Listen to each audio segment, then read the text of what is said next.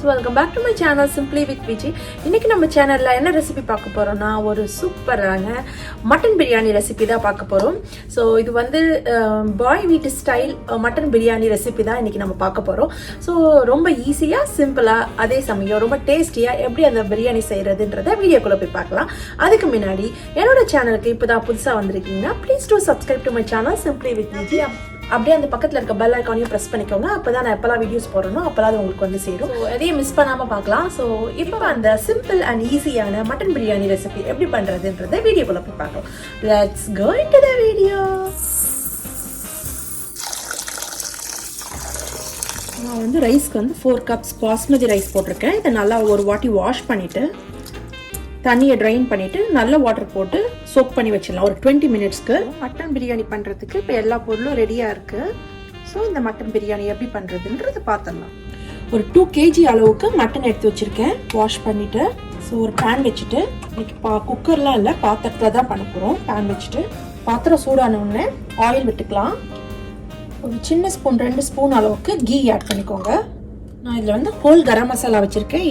ஏலக்காய், black cardamom, பட்டை and anise, star anise, கொஞ்சமாக சீரகம், ஒரு ஸ்பூன் அளவுக்கு fennel seed, bay leaf. So இந்த மாதிரி ஒரு கரம் மசாலா எல்லாமே வச்சுருக்கேன். இது எல்லாத்தையும் நம்ம இதில் ஆட் பண்ணிக்கலாம். சிம்லே வச்சுக்கோங்க ஸ்டவ்வை.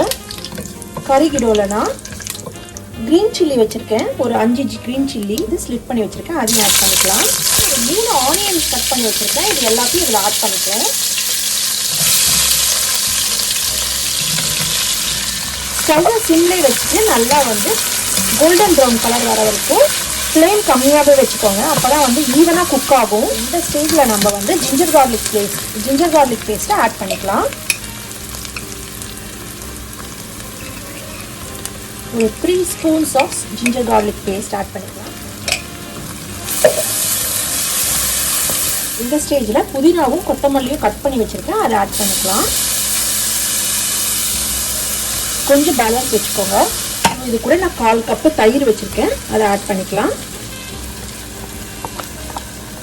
இது எல்லாத்தையும் போட்டு நல்லா மிக்ஸ் பண்ணிக்கலாம். இது கூட இப்போ மஞ்சள்தூள் ஆட் பண்ணிக்கலாம். இது 2 மினிட்ஸ் கொஞ்சம் வதங்கின பிறகு இது கூட டொமேட்டோஸ் ஆட் பண்ணிக்கலாம். 2 தக்காளி நான் கட் பண்ணி வச்சுருக்கேன். இந்த 2 தக்காளியை இதில் ஆட் பண்ணிக்கலாம். ஸோ நம்ம இது கூட சால்ட் ஆட் பண்ணிக்கலாம். ஸோ தக்காளியும் சீக்கிரமாக குக் ஆகும். 5 மினிட்ஸ் வந்து க்ளோஸ் பண்ணி குக் பண்ணிக்கலாம். நல்லா தக்காளி வேகட்டும். இதுக்கேற்ற அளவுக்கு மிளகாய் பொடி ஆட் பண்ணிக்கலாம் காரத்துக்கு. சோப்பு, மட்டன் வாஷ் பண்ணி வச்சுருக்கோம்ல அதையும் நம்ம இதில் ஆட் பண்ணிக்கலாம். ஸோ மட்டன் நம்ம இதிலே தான் குக் பண்ண போகிறோம். குக்கரில் குக் பண்ண போகிறது கிடையாது. ஸோ இதை க்ளோஸ் பண்ணி மட்டன் நல்லா குக் ஆகிற வரைக்கும் குக் பண்ணிக்கலாம். ஸோ இதில் ஒரு 1/2 லெமன் வந்து பிழிஞ்சு விட்டுக்கலாம். காரம் பார்த்துக்கோங்க. உங்களுக்கு எவ்வளோ காரம் வேணுமோ அதுக்கேற்ற மாதிரி காரம் ஆட் பண்ணிக்கோங்க. ஸோ இது க்ளோஸ் பண்ணி ஒரு 15 to 20 மினிட்ஸ் குக் பண்ணிக்கலாம். மட்டன் பொறுத்து சில மட்டன் சீக்கிரம் வெந்துடும், சில மட்டன் சீக்கிரம் வேகாது. ஸோ அதுக்கேற்ற மாதிரி குக் பண்ணிக்கலாம். ரைஸ் வந்து நம்ம தனியாக தான் குக் பண்ண போகிறோம். ஸோ அதனால் சோக் பண்ண ரைஸை கொஞ்சம் தனியாக வந்து ஒரு 50% அளவுக்கு வந்து தனியாக நம்ம குக் பண்ணி எடுத்துக்கலாம். ரைஸ் வேக வைக்கிறதுக்காக ஒரு பாத்திரம் வச்சுட்டு தண்ணி ஆட் பண்ணிக்கலாம். அதில் 2 ஏலக்காய், பட்டை, 2 கிராம்பு இதை ஆட் பண்ணிக்கலாம். ஃப்ளேவருக்காக தான் அது. கொஞ்சமாக சால்ட்டு, கொஞ்சம் ஆயில் விட்டுக்கலாம் ரைஸ் தனித்தனியாக வரதுக்காக. நல்லா கொதிக்கட்டும். அப்புறம் ரைஸ் ஆட் பண்ணிக்கலாம். ஸோ இது 50% இப்போ குக் ஆகிடுச்சு.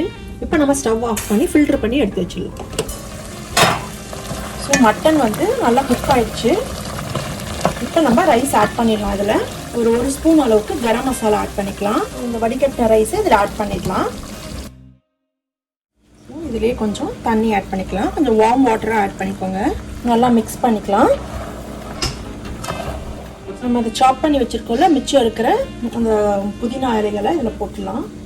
1 ஸ்பூன் அளவுக்கு நெய் மேலே போட்டுட்டு க்ளோஸ் பண்ணி தம் பண்ணி எடுத்து வச்சுருக்கேன். ஒரு அடியில் ஒரு பேன் ஒன்று வச்சுட்டு அதுக்கு மேலே இந்த ரைஸை வைக்கிறேன். இது நல்லா க்ளோஸ் பண்ணி ஒரு 20 மினிட்ஸ்க்கு தம் போட்டுக்கலாம். இதுக்கு மேலே ஒரு வெயிட்டான பாத்திரத்தில் தண்ணி வச்சு இதுக்கு மேலே வச்சுக்கோங்க. நான் இந்த கேஸ்ட் அயர்ன் பாத்திரத்தை இது மேலே வைக்கிறேன். 20 மினிட்ஸ்க்கு அப்புறம் ஓப்பன் பண்ணிட்டு பார்க்கலாம். ஸோ பிரியாணி நம்ம ஓப்பன் பண்ணி பார்த்துடலாம்.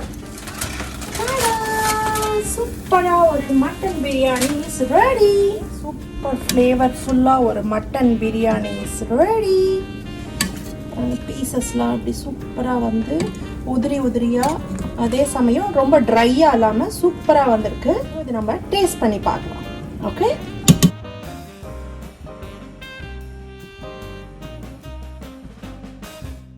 சூப்பரான ஒரு மட்டன் பிரியாணி இஸ் ரெடி. பார்க்கவே சூப்பராக தனித்தனியாக உதிரியாக வந்திருக்குல்ல. இதை டேஸ்ட் பண்ணுறதுக்கு நான் ஒருத்தரை கூப்பிட்டுருக்கேன். இதை கொடுத்து டேஸ்ட் பண்ணி பார்க்கலாம். டேஸ்ட் பண்ணி எப்படி இருக்குன்னு சொல்லுங்க. நல்லா இருக்கு, சூப்பரா வந்திருக்கு.